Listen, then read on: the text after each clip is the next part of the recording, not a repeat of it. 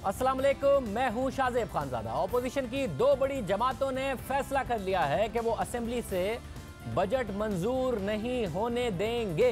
ये दोनों जमातें पूरी कोशिश करेंगी कि हुकूमत असेंबली से बजट मंजूर ना करा सके। अब अगर हुकूमत असेंबली से बजट मंजूर ना करा सकी तो ये बहुत बड़ी नाकामी होगी। इसलिए नून लीग और पीपल्स पार्टी मुतहर्रिक हैं। उनकी कोशिश है कि ना सिर्फ अपोजिशन की तमाम सियासी जमातों को साथ मिलाया जाए, बल्कि हुकूमती इत्तेहादी जमातों से भी राब्ते किए जाएं और उन्हें भी कायल किया जाए कि वो बजट को वोट ना दें। अपोजिशन हुकूमत को टफ टाइम देने के लिए अपनी हिकमत अमली तैयार कर रही है। मुलाकातें हो रही हैं। बिलावल भुट्टो जरदारी ने जमीयत उलमा इस्लाम के सरबराह मौलाना फजलुर रहमान से मुलाकात की। इतवार के दिन मरियम नवाज और बिलावल भुट्टो जरदारी ने मुलाकात की। आज की मुलाकात के बाद मीडिया से बात करते हुए मौलाना फजलुर रहमान ने कहा कि इस हुकूमत का खात्मा ही निजात का वाहिद रास्ता है। अब इस वक्त मौलाना फजलुर रहमान, जब हम आपके सामने इस वक्त लाइव प्रोग्राम कर रहे हैं, तो मौलाना फजलुर रहमान इस वक्त नून लीग के वफ़द से मिल रहे हैं। थोड़ी देर में वो मीडिया से बात करेंगे, लाएअमल का ऐलान करेंगे। बिलावल भुट्टो से मुलाकात के बाद उन्होंने कहा कि जून के आखिर में ऑल पार्टीज कॉन्फ्रेंस में अपोजिशन का मुत्तफ़िक़ा लाएअमल सामने आएगा। अब ऐसी सूरत हाल में इस हुकूमत का ख़ात्मा यही कौम के निजात का रास्ता है। इस हुकूमत का ख़ात्मा यही मुल्क के निजात का रास्ता है और इसी के लिए हमने इस पर इत्तिफ़ाक किया है कि अगले जो हमारा जून का आखिरी अशरा है उसमें हम ऑल पार्टीज़ कॉन्फ्रेंस करेंगे। तमाम अपोजिशन की सियासी जमातें उसमें शरीक होंगी और सब हम तमाम जमातों की जो मुत्तफ़िक़ा मौक़िफ़ बनेगा उसके इंशाअल्लाह हम सब पैरवी करेंगे। जब से इलेक्शन हुए हैं, जब से हुकूमत बनी है, मौलाना फजलुर रहमान तो इस हुकूमत को गिराने की ख्वाहिश का बार बार इजहार कर चुके हैं। नून लीग नहीं मानती थी, पीपल्स पार्टी नहीं मानती थी, मगर अब नून लीग और पीपल्स पार्टी भी यही बात कर रहे हैं। मीडिया से बात करते हुए बिलावल भुट्टो जरदारी ने कहा कि उनके और मौलाना के मौक़िफ़ में यही फ़र्क है कि मौलाना चाहते हैं कि हुकूमत को जाना है और वो चाहते हैं कि हुकूमत अपनी मुद्दत पूरी करे या ना करे, पार्लियामेंट को अपनी मुद्दत पूरी करनी चाहिए। मौलाना साहब कहता है कि हुकूमत को जाना है और मैं कहता हूँ कि पार्लियामान को अपना टर्म पूरा नहीं करना है, टर्म को पूरा करना चाहिए।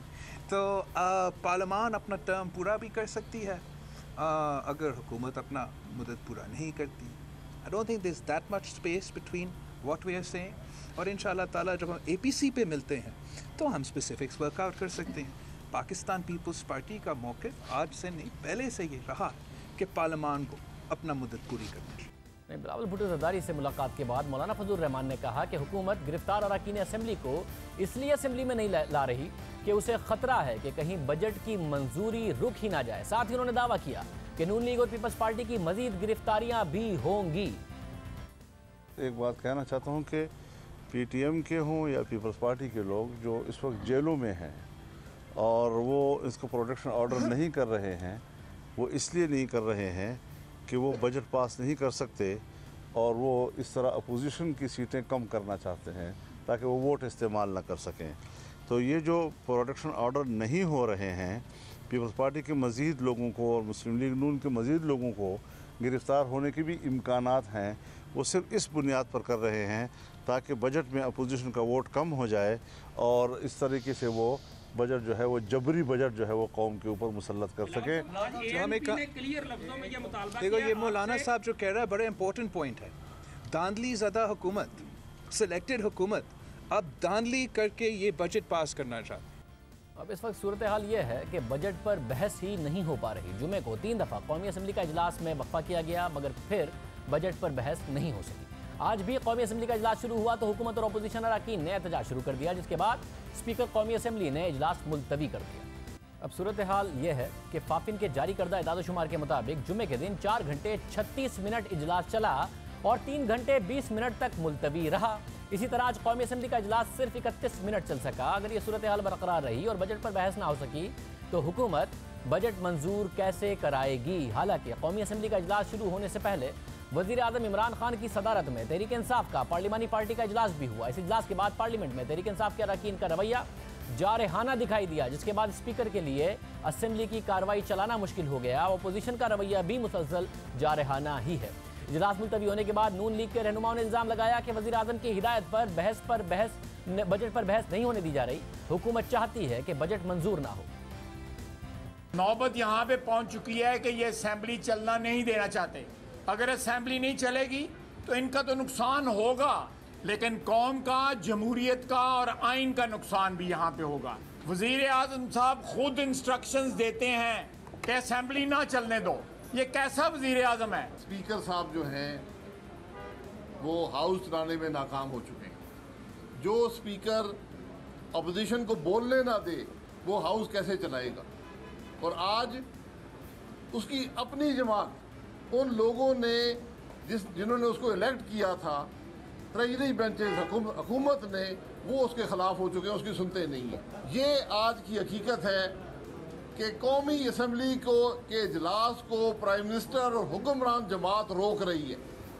ये पाकिस्तान की बदनसीबी है। हुकूमत तो खुद बजट मंजूर कराने के चक्कर में नहीं है।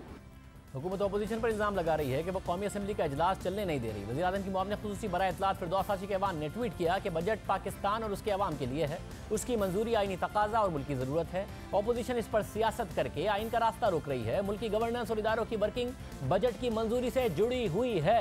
पार्लियामान का चलना और अपोजिशन की तनख्वाहें भी बजट की मंजूरी से आती हैं। मुल्क की मईशत का बेड़ा गर्क करने वाले क्या अवाम को मजीद तबाहाल करना चाहते हैं?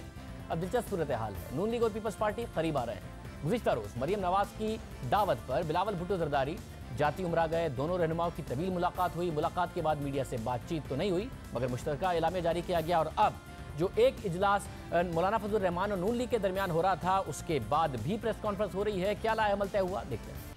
मैंने अपनी ज़िंदगी में इससे झूठा गलत बयानी करने वाला सिलेक्टेड वज़ीर आज़म नहीं देखा, जिसने पाकिस्तान की बेपनाह रसवाई की है हर लिहाज से। तो ये हैं वो सब्जेक्ट्स, इश्यूज़ जो आज जिसके ऊपर बड़ी गुफ्तगू हुई। और जिस तरह मैंने आपको शुरू में कहा कि इन प्रिंसिपल ये तय हुआ है कि APC बुलाई जाएगी जल्द, उसके लिए मज़ीद मुशावरत के बाद फिर वो फैसला किया जाएगा। बहुत शुक्रिया। ऑल पार्टीज कॉन्फ्रेंस बुलाने का फैसला हुआ है, यानी कि इस वक्त नून league, peoples party, Jamiat Ulama इस्लाम एक पेज पर हैं कि ऑल पार्टीज कॉन्फ्रेंस बुलाई जाए। माजी की इनकी जो इजलास हुए हैं उसमें हैं, उसका कोई ऐसा आउटकम नहीं आया कि जिससे हुकूमत खतरे में पड़े। मगर अब कह रहे हैं कि बजट मंजूर नहीं होने देंगे। अगर बजट मंजूर नहीं हुआ तो क्या हुकूमत खत्म हो जाएगी? इस हवाले से असेंबली में सूरत हाल दिलचस्प है। तहरीक इंसाफ के पास कौमी असेंबली में 156 अराकीन हैं, काफ लीग के पास 5, MQM के 7, GDA के 3, BPP के 5 और जमहूरी वतन पार्टी 1 और अवामी मुस्लिम लीग का 1 वोट है।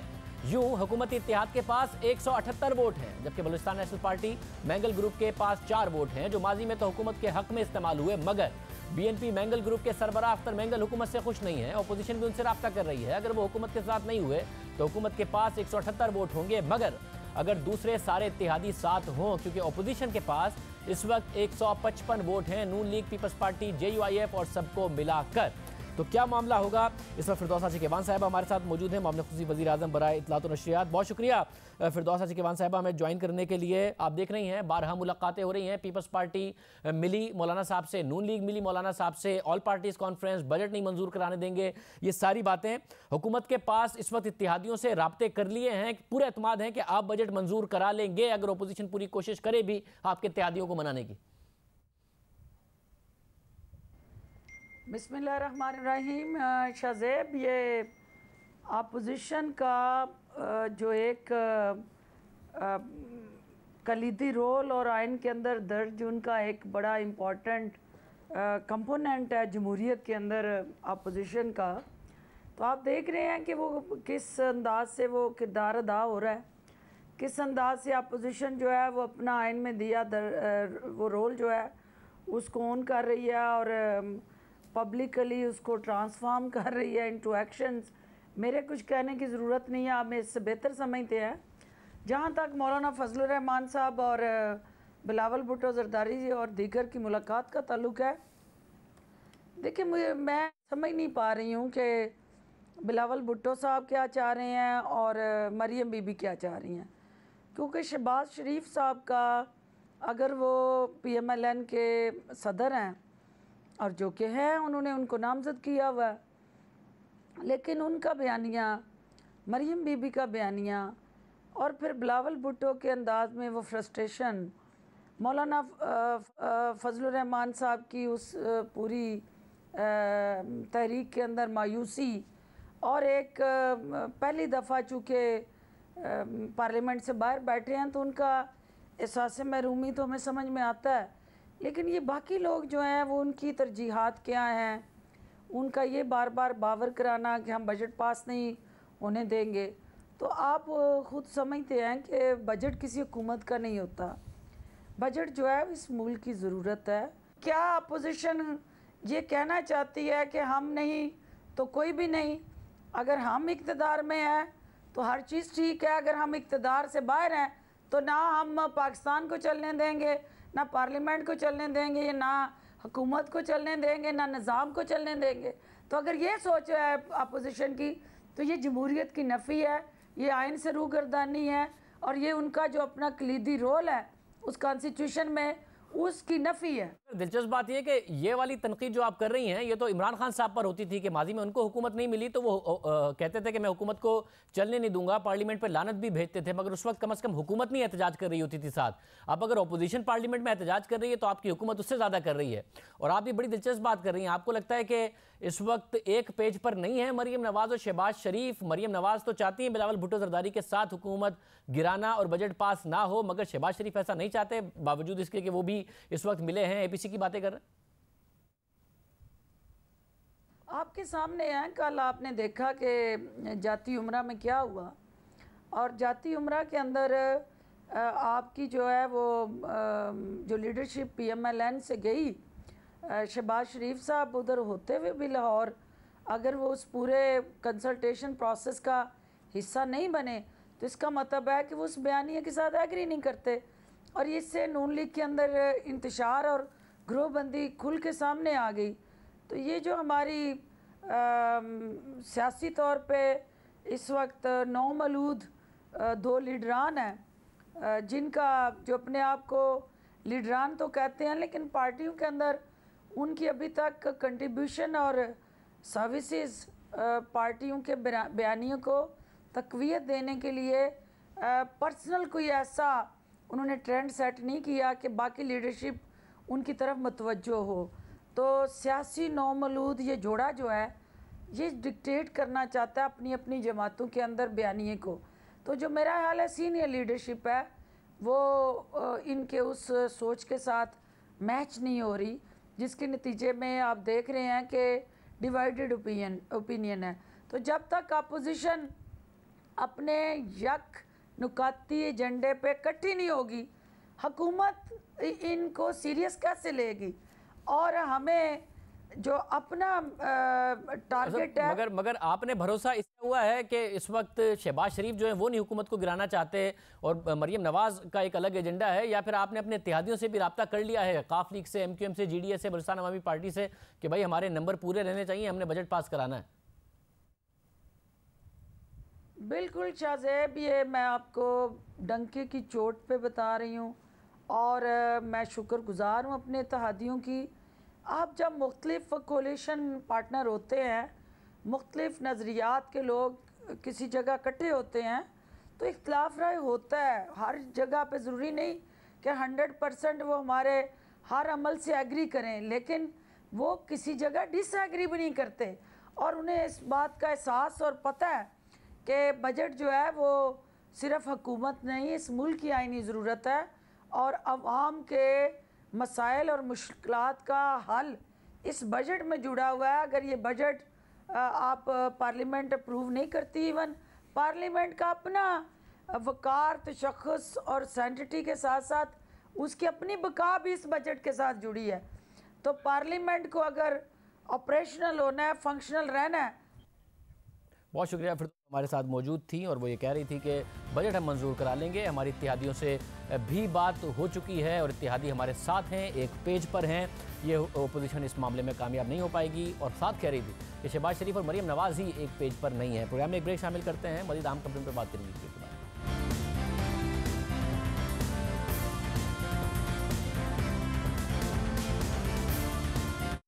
क्रिकेट वर्ल्ड कप से मुसलसल पाकिस्तान के लिए मायूस कुन खबरें आ रही हैं, और अब इतलात ये है कि टीम में तकसीम है, टीम में ग्रुप बंदी है। सीनियर खिलाड़ी इस वक्त कहना नहीं मान रहे हैं सरफराज अहमद का, कप्तान सरफराज अहमद का, वो जो बात करते हैं वो मानी नहीं जाती है और उनके मुख्तलिफ फैसलों पर भी दूसरे खिलाड़ी या टीम इंतजामिया असरअंदाज हो रही है।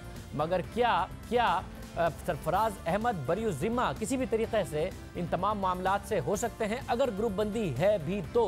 क्योंकि बहुत सारे फैसले हैं जो खुद सरफराज अहमद की तरफ से किए गए। टॉस जीतकर पहले फील्डिंग का फैसला सरफराज अहमद ने किया। 4 मैचेस जो पाकिस्तान ने खेले हैं हर मैच में टीम बदल दी गई है। पहले वेस्ट इंडीज से हारे, अगले मैच में इंग्लैंड के खिलाफ कॉम्बिनेशन बदला, फिर जो एक विनिंग कॉम्बिनेशन था अगले मैच में उसमें से शादाब को ड्रॉप कर दिया गया, उससे अगले मैच में आसिफ अली को ड्रॉप कर दिया गया, शुएब मलिक को कंसिस्टेंटली खिलाया गया। ये फैसले क्या इन फैसलों से बरी जिम्मा सरफराज अहमद हो सकते हैं या फिर मैच के दौरान भी जो डिसीजन मेकिंग है उससे बरी जिम्मा हो सकते हैं? हमारे साथ वसीम अकरम साहब मौजूद हैं, साथ ही हमें अब्दुल रज़ाक ने भी ज्वाइन, मैं इंग्लैंड से ज्वाइन कर रहे हैं। अब्दुल रज़ाक ने हमसे प्रॉमिस किया था कि वो हमारे साथ शो में मौजूद होंगे। जब लैंड करेंगे वो लाहौर में, उनका तैयारा इस वक्त डाइवर्ट हो गया मुल्तान की तरफ, और क्योंकि लाहौर में मौसम ठीक नहीं है तो हमें तैयारे से ही ज्वाइन कर रहे हैं। बहुत शुक्रिया रज़ाक साहब आपका भी। वसीम भाई, अब ग्रुप बंदी की बात लग रहा है जेन्युइनली इस वक्त जो टीम की कारकर्दगी है ग्रुप बंदी पर कहा जा सकता है, और ग्रुप बंदी हो भी तो कैसे हो, अक्सर प्लेयर्स तो रिटायर होने वाले हैं, अगर वो करेंगे भी परफॉर्म नहीं करेंगे तो रिटायर करा दिए जाएंगे, आपको लग रहा है? शाहज़ेब, सबसे पहले तो एक रैंडम वीडियो चली थी आज से 2-1 दिन पहले, ऑडियो रिकॉर्डिंग सोशल मीडिया पे कि ग्रुप बंदी हो रही है, ये हो रहा है, वो हो रहा है, वर्ल्ड कप हो रहा है, लड़कों को वैसे परफॉर्मेंस नहीं हो रही, ग्रुप बंदी is the last thing they want. ये तो मैं एज एन आउटसाइडर बात कर रहा हूँ, अंदर की बात मुझे नहीं पता।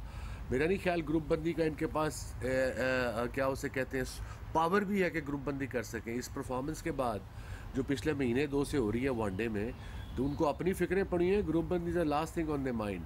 जनरली कोई प्लान नज़र नहीं आया सो फार। 2-3 दफ़ा टीमें चेंज की हमने, 5 कभी दफ़ा 6 बैट्समैन खिलाए, फिर 5 बैट्समैन खिलाए, फिर स्पिनर ड्रॉप किया, फिर फास्ट बॉलर ड्रॉप किया, तो कम्बिनेशन ढूंढ नहीं पाए। ये करना चाहिए था हमें इंग्लैंड के खिलाफ वनडेज़ में, जो एग्जैक्ट कम्बिनेशन है उसको खेलना चाहिए था। अब शुएब मलिक थे, आउट ऑफ टच लग रहे हैं, वो 10 दिनों के लिए टूर में से वापस आ गए थे। I can imagine personal reason होगी, बट ये क्विक फिक्स नहीं है Shahzeb, it's not a quick fix. ना मैं फिक्स कर सकता हूँ, ना प्राइम मिनिस्टर साहब फिक्स कर सकते हैं, ना इहसान मानी साहब फिक्स कर सकते हैं within span of week और 2। जब तक सिस्टम्स ठीक नहीं होंगे, school cricket, college, club cricket, all these cricket के इस पे जब तक इन्वेस्ट नहीं किया जाएगा तो रिजल्ट ऑन एंड ऑफ ऐसे ही मिलेंगे हमें पाकिस्तान क्रिकेट से। 1 ऑफ जीत जाएंगे, दुबई शारजा में जीत जाएंगे, बड़े टूर्नामेंट्स में ठीक है। हम लोग मेरे से आर्ग्यू करेंगे 2.5 साल पहले हम जीते थे ICC champions trophy, that was 2.5 साल पहले। उसके बाद हमें ऐसे जाना चाहिए था, हम ऐसे आए हैं नीचे। सो कहीं ना कहीं प्रॉब्लम तो है ना क्रिकेट में। रज़ाक भाई, अब पाकिस्तान 9वें नंबर पर है इस वक्त, आखिर आगे सारे मैचेस जीत रहे हैं, उसके बाद भी पता नहीं हम पहुंच पाएं या ना पहुंच पाएं। और हाल ये है कि बांग्लादेश ने भी वेस्ट इंडीज़ को हरा दिया है। वेस्ट इंडीज़ ने हमें बुरी तरीके से हराया था, बांग्लादेश के खिलाफ 321 रन बनाए, जो कि बांग्लादेश ने 41 ओवर्स में बना लिए हैं। शकीबुल हसन अनबीटेन, जो किस तरीके से एक खिलाड़ी को लीड करना चाहिए उसने मिसाल कायम की है। 124 रन के साथ 41 ओवर में 321 उन्होंने बना लिए। आपको लगता है साल साल आपने देखी है ग्रुप बंदी किस तरीके से टीम में हुई? अभी सईद अजमल की एक वीडियो वायरल है, उन्होंने जो वसीम बदामी को इंटरव्यू दिया उसमें उन्होंने बताया कि किस तरीके से ग्रुप बंदी होती थी। अब कोई ग्रुप बंदी आपको नजर आ रही है? देखिए, वेरी फ्रैंक, मेरे पॉइंट ऑफ व्यू से तो ऐसी कोई बात नहीं है। ठीक है, गंदी क्रिकेट खेली, नेगेटिव क्रिकेट खेली, जिसका रिजल्ट आपको ये मिला और पूरी अवाम और हम सब डिसअपॉइंटमेंट हुई हमें। ये इसमें आप ग्रुप बंदी का या ये नहीं कि जानबूझ के इस तरह कर रहे होंगे, इनके कैलिबर और इनका टैलेंट ही इतना है और उसके मुताबिक ही ये खेल सकते हैं।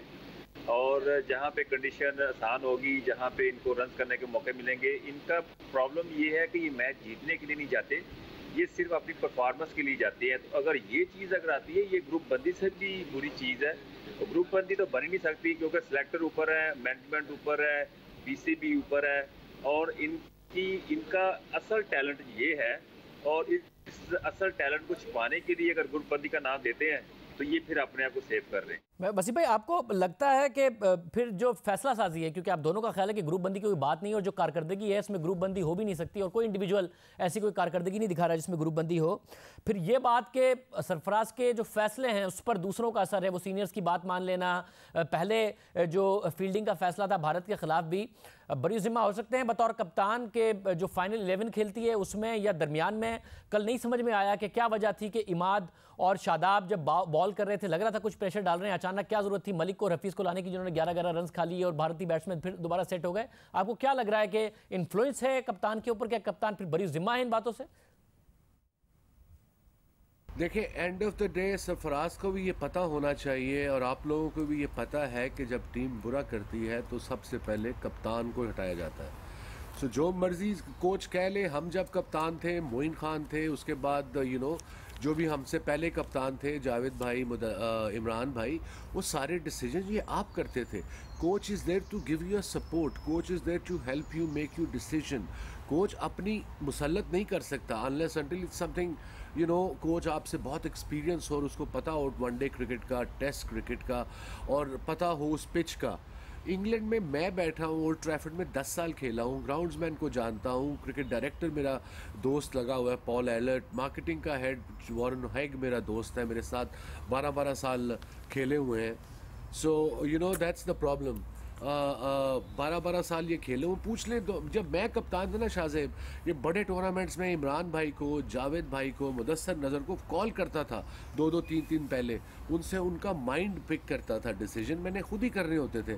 मेरे साथ मेरे वाइस कप्तान मोइन खान या जो भी होते थे लड़के सीनियर, सलीम मलिक, इवन सईद, आमिर सुहेल, इजाज़, इंजमाम, मैं सबसे पूछता रहता था। और ये ऑब्वियसली तब लड़के एक्सपीरियंस हो चुके हुए थे, but you need to in big tournaments में थोड़ी सी आपको एडवाइस लेनी पड़ती है। और रज़ाक भाई, आप क्या कहेंगे? 4 मैचेस में एक टीम नहीं खेली है पाकिस्तान की तरफ से, बार बार कभी पता नहीं चलता शादाब क्यों ड्रॉप हो गए, आसिफ अली क्यों हो गए, शुएब मलिक क्यों टीम में हैं, शाहीन अफरीदी फिर ड्रॉप हो गए, हसन अली कैसे टॉप पर आमिर के साथ बॉलिंग का आगाज कर रहे हैं जबकि वो फॉर्म में भी नहीं है। आप क्या कहेंगे, कुछ असर है, ग्रुप बंदी क्या है ये फिर? देखिए, इसमें सिर्फ प्लेयरों की सपोर्ट जो है वो नहीं इससे मिल रही, और जहाँ तक सरफराज की कप्तानी का या सरफराज की प्लेयरिंग का है, मैं समझता हूँ कि इस वक्त के मुताबिक वो बेस्ट कप्तान भी हैं, प्लेयर भी हैं और फाइटर भी आप उनको कह सकते हैं कि, पर वो उनको जो प्लेयरों की तरफ से या मैनेजमेंट की तरफ से जो सपोर्ट मिलनी चाहिए वो नहीं मिल रही। और सारा कसूर मैं समझता हूँ ये हमारे जो कोच मिकी आर्थर हैं, ये इन पे बहुत ज़्यादा है। ये सिर्फ एक डमी किस्म के कोच हैं जो हर एक की बात सुन लेते हैं, जिसका नुकसान प्लेयरों को पहुंचता है, टीम को पहुंचता है। और ये पिछले कोई जब से आए हैं तब से ये चीज़ें चलती आ रही। ये हल तो ना हुआ कि सरफराज दूसरों की बात सुन लेते हैं, मिकी आर्थर भी हर एक की बात सुन लेते हैं, तो ये टॉस जीत कर जब पता है हम अच्छा चेज नहीं कर पाते हैं, उसके बावजूद फील्डिंग कर लेना, तो ये दूसरों की बातें सुन के फैसला कर लिया, तो बरी जिम्मा तो नहीं है ये। जिस तरीके से टीम बदल रहे हैं, ऑन फील्ड फैसले हो रहे हैं, तो ये बरी जिम्मा तो नहीं हो सकते, फिर कप्तान भी नहीं बरी जिम्मा हो सकते इस बात से। देखिए, ये जो सिस्टम अभी चल रहा है ना, ये इसमें सिलेक्टर भी इन्वॉल्व हैं और इसमें कोच तो मैं समझता हूँ कि वो यस नो है, जो उसको गाइडेंस ऊपर से मिलती है वो डिलीवर कर देता है। बड़ा ह्यूज कम्युनिकेशन गैप है बिटवीन सरफराज एंड कोच, क्योंकि जो कोच है उसको ना उसने इंटरनेशनल क्रिकेट खेली हुई है, ना उसको इंटरनेशनल क्रिकेट का प्रेशर का पता है, तो वो एक बिल्कुल फजूल किस्म का आदमी बैठाया हुआ है। और आपने देखा होगा कि पास में भी ऐसे कोच आए हैं जिन्होंने पाकिस्तानी टीम को डैमेज किया है, प्लेयरों को डैमेज किया है। बात सीधी है कि जब आपको एक रिस्पॉन्सिबिलिटी मिलती है तो आपका फ़र्ज़ बनता है कि प्लेयरों को पॉलिश करना, प्लेयरों को बनाना, उनमें क्वालिटी डेवलप करना, उनमें अवेयरनेस लेके आना, सिचुएशन के मुताबिक खेलने की। तो ये स्कूल के बच्चे नहीं है कि इनको हर चीज़ बताई जाए।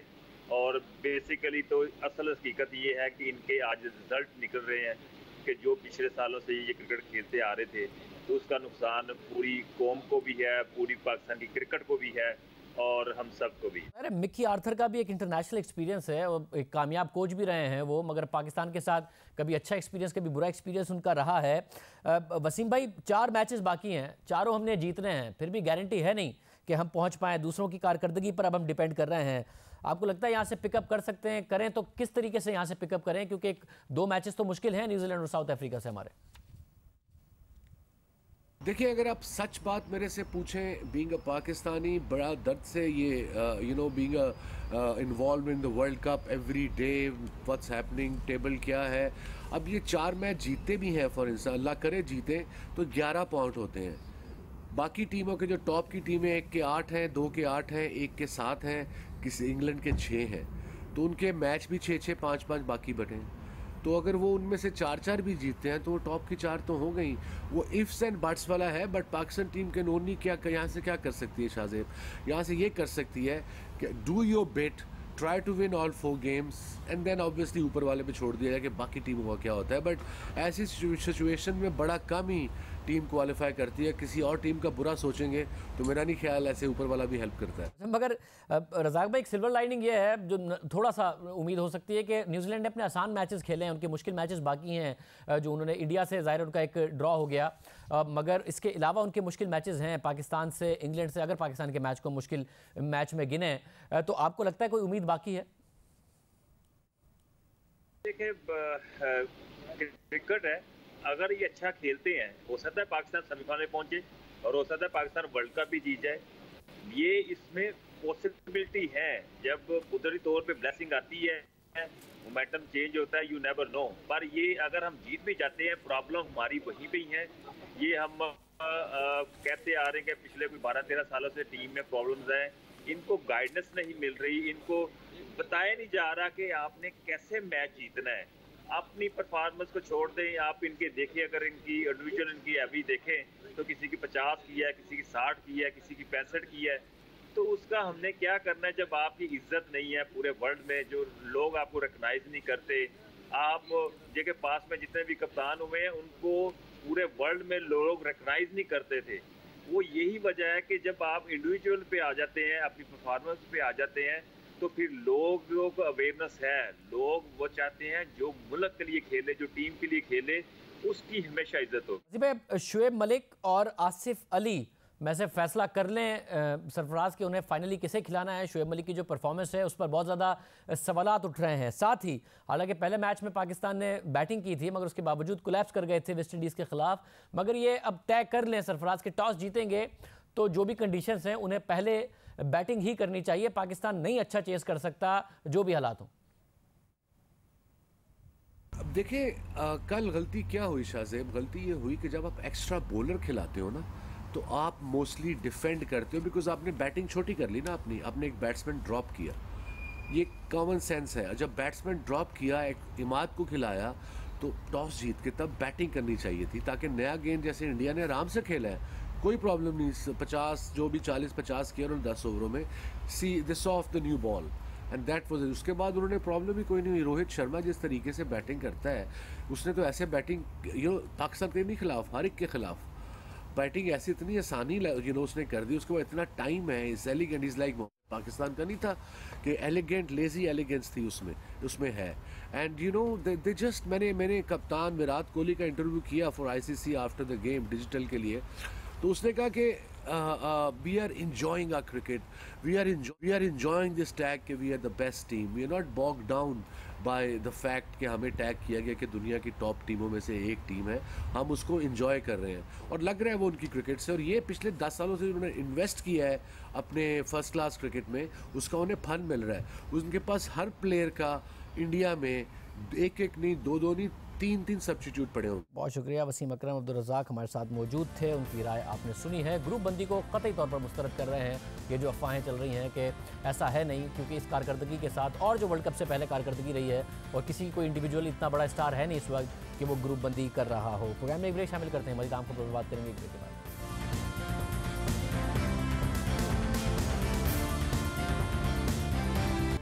पहली दफ़ा नहीं हुआ कि तहरीक इंसाफ की हुकूमत ने मईशत की बेहतरी के हवाले से कोई दावा किया हो, इन्वेस्टमेंट के हवाले से कोई दावा किया हो, लोन्स के हवाले से कोई दावा किया हो और वो गलत साबित हुआ हो। ऐसा महसूस होता है कि सब कुछ जल्दबाजी और क्रेडिट लेने के लिए किया जाता है, गलत साबित हो जाता है। ऐसा किसी और की तरफ से नहीं बल्कि आला हुकूमती शख्सियात की तरफ से हो रहा है, जो हुकूमत के लिए शर्मिंदगी का बाइस तो बन रहा है, मगर आलमी इदारों के सामने भी पाकिस्तान की साख मुतासिर हो रही है और सवालात उठ रहे हैं ऐसा ही एक मामला गुज़िश्ता रोज़ उस वक्त सामने आया जब एशियन डेवलपमेंट बैंक को बजट सपोर्ट से मुताल्लिक मुशीर खजाना हफीज शेख की ट्वीट्स पर वजाहत जारी करना पड़ी। यह मामला 15 जून को मुशीर खजाना हफीज शेख की ट्वीट से शुरू हुआ, जिसमें उन्होंने एशियन डेवलपमेंट बैंक के डायरेक्टर जनरल से होने वाली मुलाकात की तफसील बताई।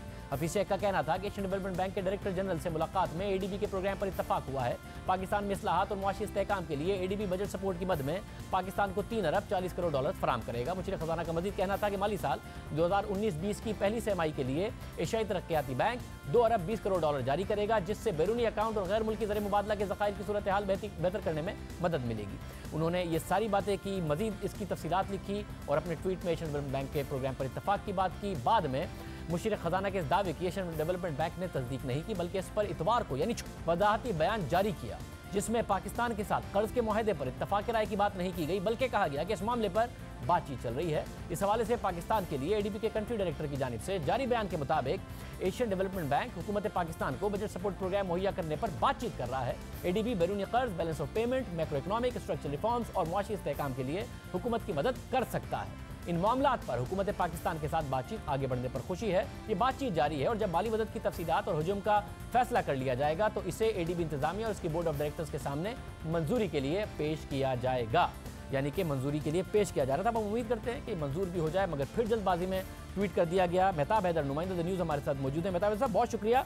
दूसरे तो एक तरफ, मगर हफीज शेख साहब ऐसे हैं नहीं कि पॉपुलिस्ट बुनियादों पर और पॉपुलर होने के लिए और क्रेडिट लेने के लिए जल्द से जल्द कोई ट्वीट कर दें। ये क्या हुआ कि उन्होंने ट्वीट कर दिया और उसके बाद एशियन डेवलपमेंट बैंक की तरफ से ये वजाहत आई? देखिए सर, बेसिकली 2-3 चीज़ें बड़ी इंटरेस्टिंग हुई हैं इस सारे में।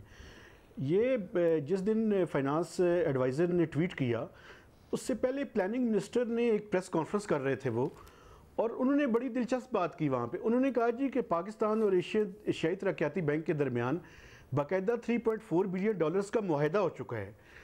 हालांकि हमने उन्हें उनकी तस्दीक करने की कोशिश की और हमने कहा जी अभी तो एग्जीक्यूटिव बोर्ड ने उसकी अप्रूवल भी नहीं दी, तो आप कैसे कह सकते हैं कि चूँकि जब एग्जीक्यूटिव बोर्ड की अप्रूवल नहीं होती उस टाइम तक एशियाई तरक्याती बैंक जो है इस तरह का कोई मुआहदे पर साइन नहीं होता।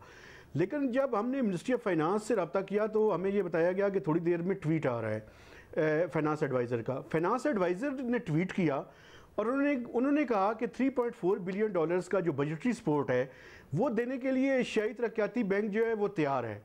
अब एशियाई तरक्याती बैंक जो है वो ये कह रहे हैं, उन्होंने कहा जी हमारी डिस्कशन ज़रूर हुई है, लेकिन उन्होंने कोई फिगर नहीं दिया और उससे अपने आप को डिस्टेंस किया है उन्होंने। तो मैं समझता हूँ कि ये बड़ी ही अजीब व गरीब सूरत हाल है। एक तरफ तो आप जब डिस्कशन कर रहे होते हैं उस मौके पे मल्टीलैटरल्स डेफिनेटली ये नहीं चाहते कि आप डेफिनेट अंदाज में चीज़ों को दें, चूँकि उन्होंने अपने बोर्ड से उसकी अप्रूवल चाहिए होती है और बाकी सारी चीज़ें उन्होंने करनी होती हैं। अब इस मौके पे इस तरह का ये ट्वीट कर देना और इस तरह की स्टेटमेंट दे देना कि 3.4 बिलियन डॉलर्स जो है उन्होंने एग्री कर लिया। हालांकि मैं आपको ये भी बता दूं कि जो लोग इसको निगोशिएट कर रहे हैं उनसे जब मैंने बात की तो वो भी ये कह रहे थे कि 2.2 बिलियन डॉलर्स तक की तो बात है, लेकिन ये 3.4 बिलियन डॉलर्स का फिगर कहाँ से आया ये खुद उन्हें भी मालूम नहीं था।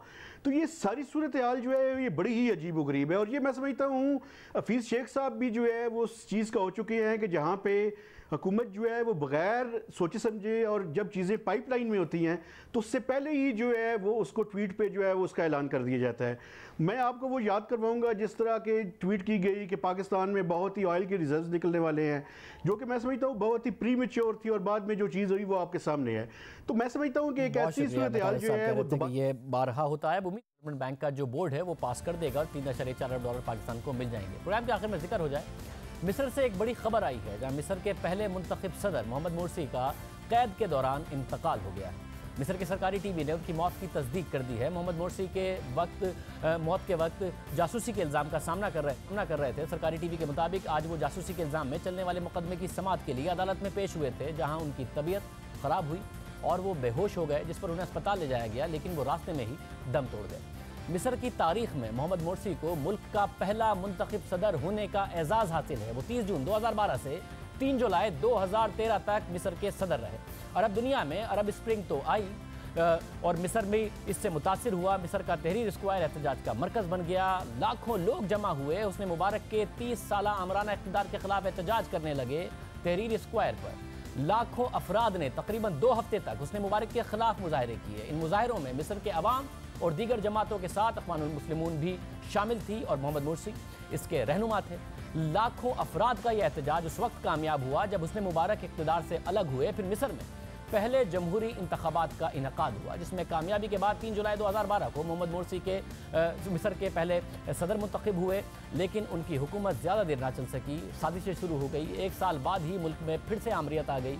मोहम्मद मोर्सी के उनको इक़्तिदार से हटाने की वजह उनकी सख्त गिर पॉलिसी को करार दिया गया, जिसकी वजह से मोहम्मद मोर्सी की हुकूमत के खिलाफ भी बड़े पैमाने पर मुजाहरे हुए और फिर बाद में फ़ौज ने उन्हें ओहदे से बरतरफ कर दिया, खुद इक़्तिदार पर कब्जा कर लिया। उस वक्त के आर्मी चीफ अब्दुल फताह अल-सीसी ने जुलाई 2013 को हुकूमत संभाल ली और अब अरब स्प्रिंग के बाद आमरीत से जमहूरियत की तरफ जाने वाला मिस्र दोबारा आमरीत के हाथों में चला गया।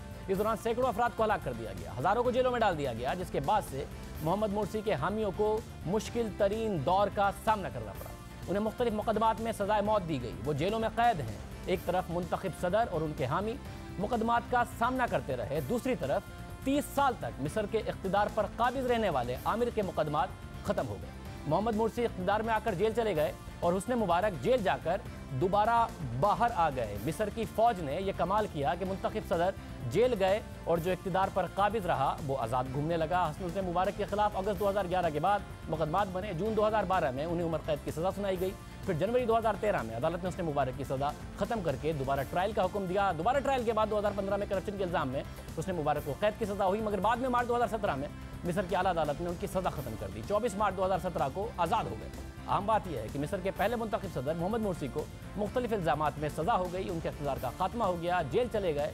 लेकिन हुस्ने मुबारक, जिन्हें अरब स्प्रिंग के दौरान लाखों लोगों ने 30 साल इक़्तिदार से अलग करके जमहूरी निज़ाम के लिए कोशिशें की थी, वो आज़ाद हो गए। इस वक्त सूरत हाल ये है और अब मोहम्मद मोर्सी आज इंतकाल कर गए। आज के प्रोग्राम में इतना ही। आपसे कल के प्रोग्राम में मुलाकात होगी। अल्लाह हाफ़िज़।